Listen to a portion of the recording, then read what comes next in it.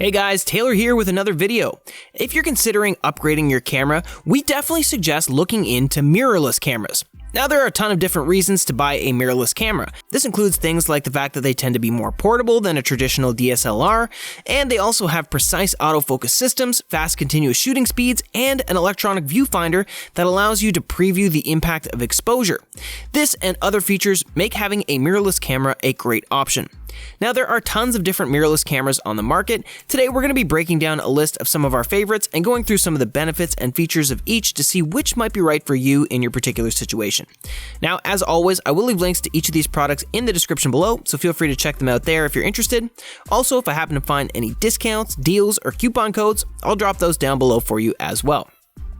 So first up, we have the best mirrorless camera for travel photography, and that's going to be the Sony a6400. This APS-C mirrorless camera is incredibly lightweight and has a compact kit lens that makes it easy to carry around. That means when you're traveling, taking in the sights, or even hiking, you can take this camera along for the ride without issue. This one's also very comfortable to hold and easy to operate. It also has dedicated controls for aperture, shutter speed, and ISO, and it has deep textured hand grips that provide a secure hold. In terms of its photo-taking ability, it does have broad dynamic range and good visual noise handling capability, which results in a very sharp image. Also, the photos will be very low in graininess, and that includes at high ISO settings. That also means that this camera will be good for shooting in dark environments.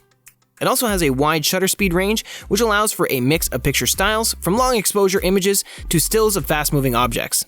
Now, this one does have a camera menu that takes a little bit of getting used to, but once you've figured out all the features, this is a fantastic and highly portable camera that we highly recommend. Next up, we have the best mirrorless camera for landscape photography, and that's going to be the Sony a7 III. Now, this is a full-frame mirrorless model, and it delivers exceptional image quality, and you won't have to tweak too much out of the box as it's preset to take advantage of a lot of this camera's features. It has a very high dynamic range and low levels of noise, even at high ISO settings. It's great for dimly lit environments, and you can also use it to shoot in HDR. This one feels very well built and is also incredibly comfortable. It does have great textured hand grips, so you'll get a secure hold, and it also has well-spaced controls, so even if you have larger hands, it won't be a problem. It does have a great display as well, which is nice and bright, even if you are under direct sunlight. Just note with this one, despite its smaller size, it is relatively heavy compared to some of our other models, but if that doesn't bother you, this is definitely a fantastic camera, especially where landscape photography is concerned, and one that we highly recommend. Next up, we have the best mirrorless camera for sports and wildlife photography, and that's going to be the Nikon Z6. This is a full-frame mirrorless camera and has an incredibly fast maximum shutter speed of 1 per 8,000 seconds. That means that you can shoot continuous bursts at 12 FPS, allowing you to capture clear images of fast-moving objects. This one also has an autofocus system which delivers exceptional performance. It also has a fairly high dynamic range as well as good noise handling capability, so you can shoot in the dark fairly easily. This one is also incredibly comfortable to use and feels amazingly well built. It also has tight, responsive controls. Again, this camera is a little bit heavier, so you might experience a bit of fatigue while using it for longer periods, but if you are doing a quick shoot and you just want a great camera for sports and wildlife, then definitely check this one out. Next up, we have the best mirrorless camera for vlogging, and that's going to be the Fujifilm X-T4. Now, with this camera out of the box, you're going to get some incredible features. It's an APS-C camera and is a great option for all of you vloggers out there. It has a fully articulated screen, in-body video stabilization, and a lens kit with optical stabilization features that help smooth out camera shake. The video quality here is also impressive in either 4K or FHD, and it presents very little in the way of visual noise, even in dimly lit environments. It also has a fantastic autofocus system which does a really great job of tracking faces. This one also has a wide range of ports which can be really handy, including an HDMI output for using an external recorder, a headphone jack via the use of an analog to USB-C adapter, and it also supports UHS 2 SD cards. Note with this one, the attachment for the shoulder strap is a little bit in the way when holding the camera by its grip, but it shouldn't be too much of a problem for you. So again, if you are looking for a great vlogging camera, definitely check out the Fujifilm X-T4.